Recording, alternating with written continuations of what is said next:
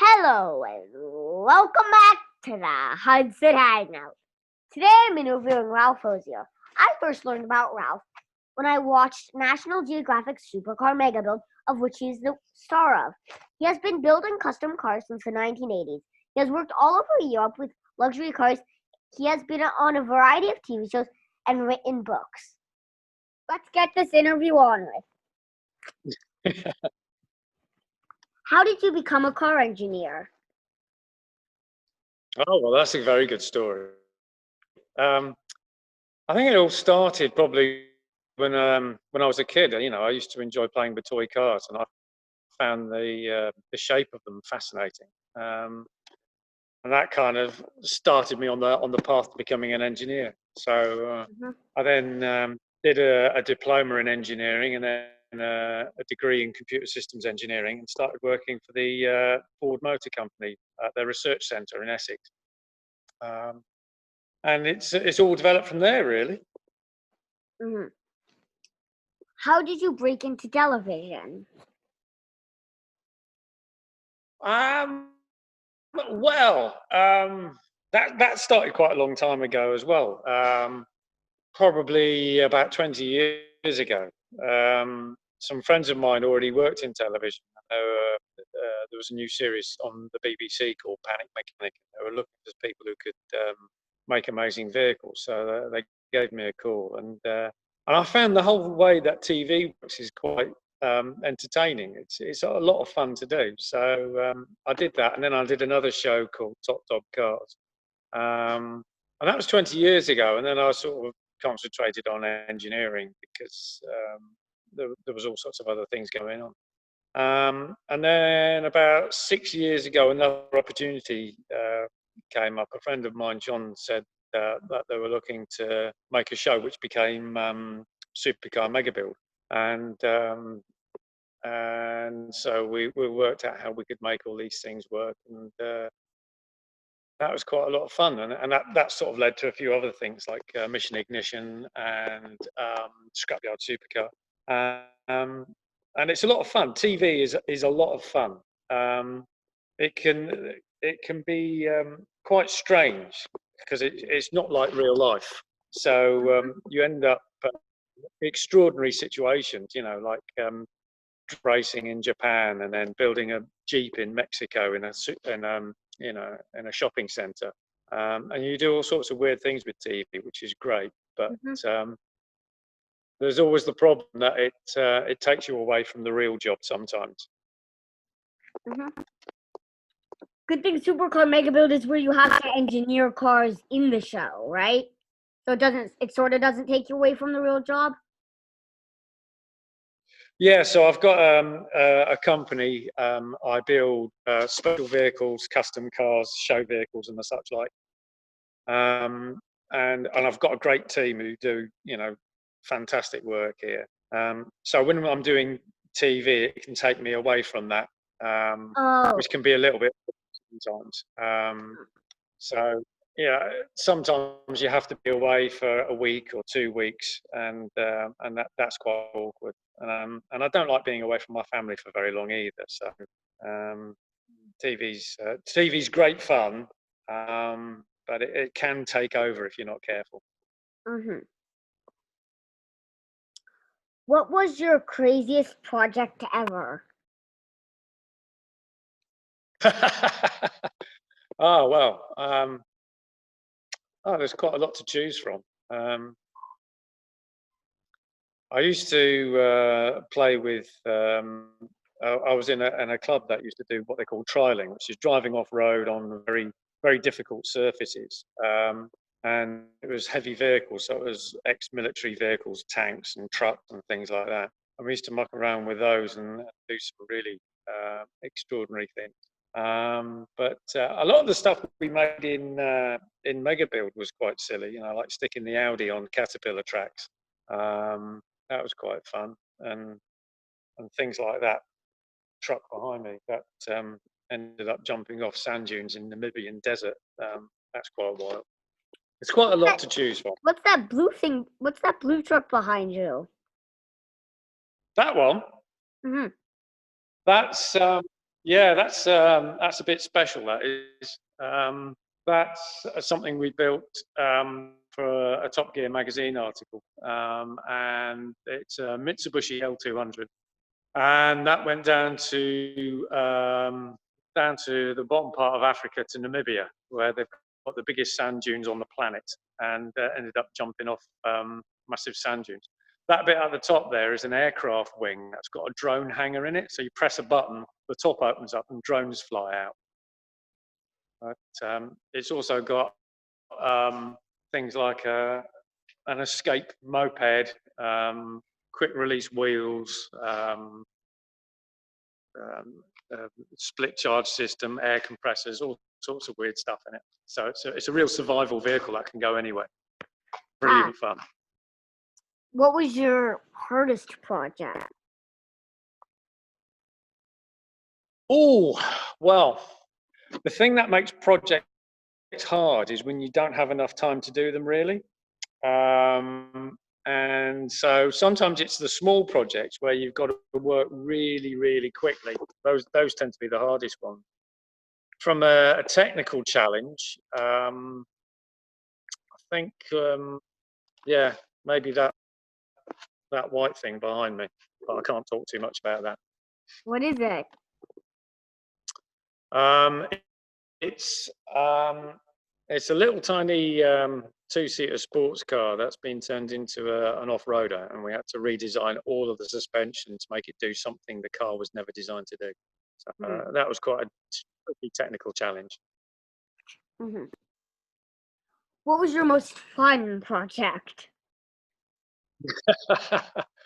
Well, they're all fun because all of the projects involve a lot of imagination and getting creative, and that's the best part about the projects, being really able to try ideas out and make things really different.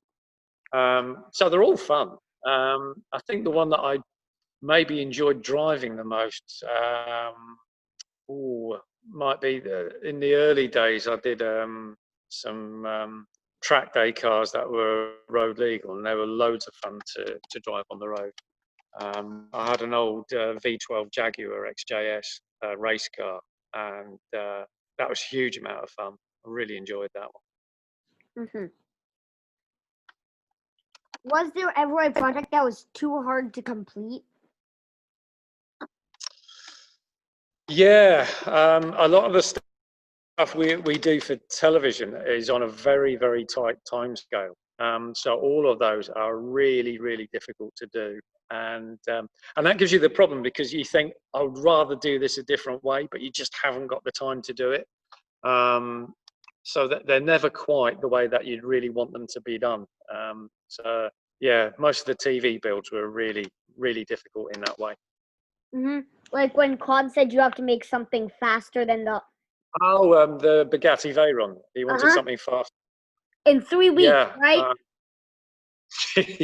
yeah. Was that probably your hardest project? That was difficult because we hadn't got time to actually engineer anything new.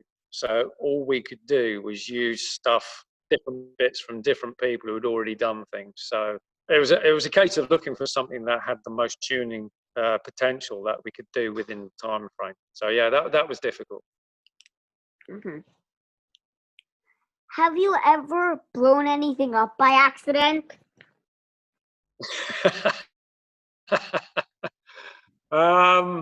Nothing major. We're always pretty careful when I build an engine or something like that. We start it carefully and we do lots of checks. So generally speaking, we're careful about how we get things going, so things don't blow up. Have you blown anything up anywhere? We had a problem when we did that Audi on Caterpillar tracks. The airbag suspension kept exploding, and those go with a very loud bang. Do you think if someone gave you the challenge to put an ejector seat in a car, you could do it? Yeah, we can do anything given enough time and the right amount of resources. With an ejector seat, you're take the entire mechanism complete with all the safety systems and build a shell around that and install it into the car. So yeah, it could be done. Why you would want to do that, that's a bit more tricky. And the problem with something like an ejector seat is it's all very well getting the seat to come out, but making it land without killing someone, that's the tricky bit. Okay, make it sort of like a parachute bag. When it flies into the air, a parachute blows. Yeah, you need to fire it high enough in the air to give the parachute time to actually fully expand and actually slow the thing down. So So you need to get about... compress a super big spring under it, so when you hit the button, it goes bang. You'd need explosives. You would need something pretty big. You'd need rockets to get high enough. You'd need at least 500 feet, 1,000 feet to actually be able to come down safely. What is your what is your favorite car, and what kind of car do you drive right now? So what is your favorite car, and what car do you drive right now? I've got lots of favorite cars. They're all different. I like sports cars, I like off-roaders, I like trucks, I like small cars. I don't think I could pick one of them. I like Jaguars and Land Rovers a lot. I seem to get through quite a lot of those.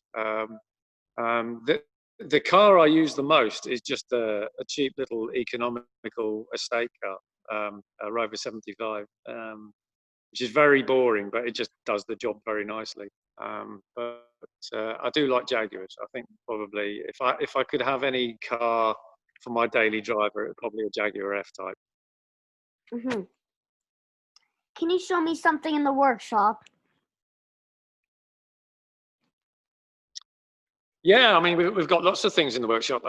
Some of them are secret, like that one's secret, so I can't show you that one. But we've got things like that. What are you doing That's a to rather that? nice. So when you got that car, how broken was it, and now how much more broken is that car? Well, it arrived in lots of different boxes. It was in pieces when it arrived, so we've put that one all together. What type of car is that? That one, that's a Jaguar E-Type. Ah. What was that thing with the lid open next to it? That one? Yeah, that one. That's a 1989 Mitsubishi Galant rally car. It actually ran the RAC rally in this country back in the day. So we're doing something special with that. So that should be quite fun. And if you remember Supercar Mega Build, you remember my mate Ronan.